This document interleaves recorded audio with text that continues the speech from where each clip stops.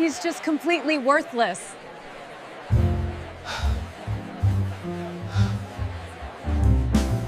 I never thought 8 years of marriage could detonate in a single evening. But sometimes life doesn't just break. It shatters. My wife, Jessica, was a force of nature when it came to her career. To her, marketing events and business dinners were more than just work. They were her entire world. I was the quiet accountant husband, the accessory she'd trot out to seem grounded, but she barely ever introduced me. When her company hosted its quarterly celebration at a glitzy downtown hotel, she insisted I attend. My absence, she said, would make her look bad. That should have been my first clue. The ballroom was a whirlwind of fake laughter and forced smiles. I found a quiet corner near the back, just counting the seconds until we could finally escape. Jessica, on the other hand, was in her element. She moved through the crowd in a shimmering dress, her laughter a little too loud, her sips from her champagne glass a little too frequent. I'd seen this side of her before, the polished social butterfly with razor-sharp wings. Then her voice cut through the noise, clear and cold, as if it was meant just for me. Honestly, I could dump him tomorrow. He's completely worthless to me now. She said it so casually, like she was talking about an old phone, not the man she'd married. Her boss was standing right beside her, his hand on her arm in a way that suddenly made years of suspicion click into place. I didn't cause a scene. I didn't scream or break a glass. I just turned around and walked out. Sometimes silence is the loudest sound you can make. The cold night air hit me like a slap, steadying my nerves. I pulled out my phone and called Ryan, an old friend from law school who just so happened to work in corporate compliance at Jessica's company. I didn't need to spell out the whole story. I just gave him a little nudge, pointing him toward the right questions to ask, the right systems to check. And when someone like Ryan starts digging, nothing stays hidden for long. He went back inside while I waited in my car, sipping on some truly terrible gas station coffee. He sent me text updates as the night unfolded. Jessica was still putting on a show, drunkenly bragging about her marketing genius, leaning into her boss like they were the main characters in some cheap office romance. But then the atmosphere changed. Ryan described it as a predator entering the room. Conversations died down. All eyes turned toward the entrance. That's when Harrison, the regional director, stormed in. His face was beet red, his jaw was clenched, and he radiated pure fury. He called her name just once, and the entire ballroom went silent. Jessica's champagne glass slipped from her hand and shattered on the floor. Harrison marched right up to her, grabbed her arm, and demanded to know what she had done. Her boss tried to step in, but Harrison shoved him so hard he crashed into a dessert table. Immediately, phones came out. In this digital age, you don't just get embarrassed, you get immortalized. Harrison began listing the accusations right there in front of everyone: misuse of company funds, inappropriate conduct with a supervisor, falsifying travel expenses. Jessica's face crumpled. She looked around, desperate for an ally, but everyone was backing away as if she were toxic. Ryan texted me the moment security escorted her out of the building. By the next morning, her downfall was complete.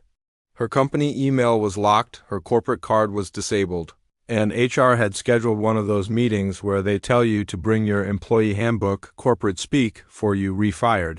She finally stumbled through our front door later that morning, looking like she'd slept in an alley. Her mascara was smeared, her hair was a mess, and her dress was stained with champagne and regret. The second she saw me, she started screaming, accusing me of ruining her life. I calmly closed my laptop and told her she had done a fine job of that all by herself. What she didn't know was that I had already filed for divorce before the sun even came up. I'd also moved our savings into accounts solely under my name, packed my belongings, and initiated property transfers for everything she used to love bragging about. She turned ghost white as she flipped through the legal documents I handed her. "You can't do this," she whispered. "Oh, but I could." And I already had. She was the one who always said prenups were unromantic. She had no idea how romantic the law could be to a man who had been preparing for betrayal.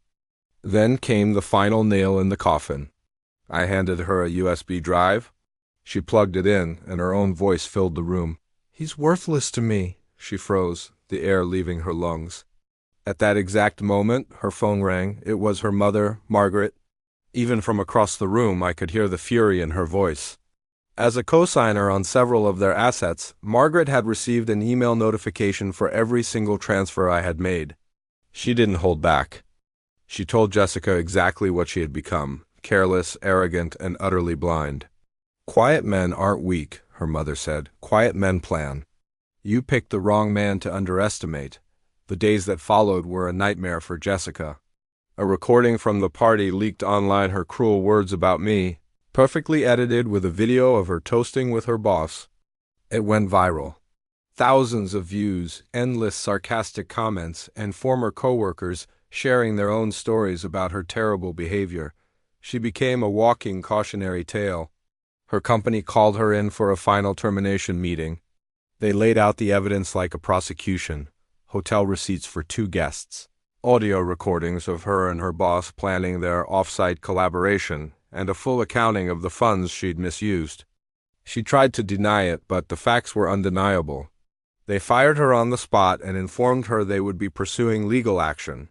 Security walked her out with a small cardboard box holding a sad little plant, a coffee mug, and a few picture frames.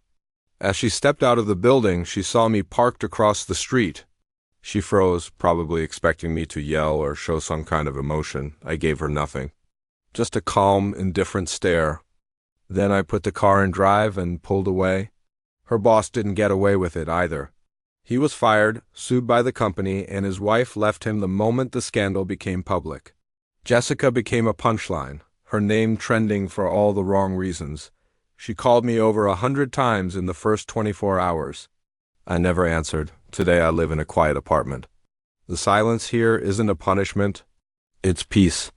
Jessica lost everything because of choices she made all on her own. I didn't ruin her. I just stopped being the shield that protected her from herself, and she was dead wrong about me. I wasn't worthless. I was the one thing she should have been afraid of: a quiet man who listened, who learned, and who waited for the perfect moment to act. Thanks for watching, and don't forget to subscribe for more stories.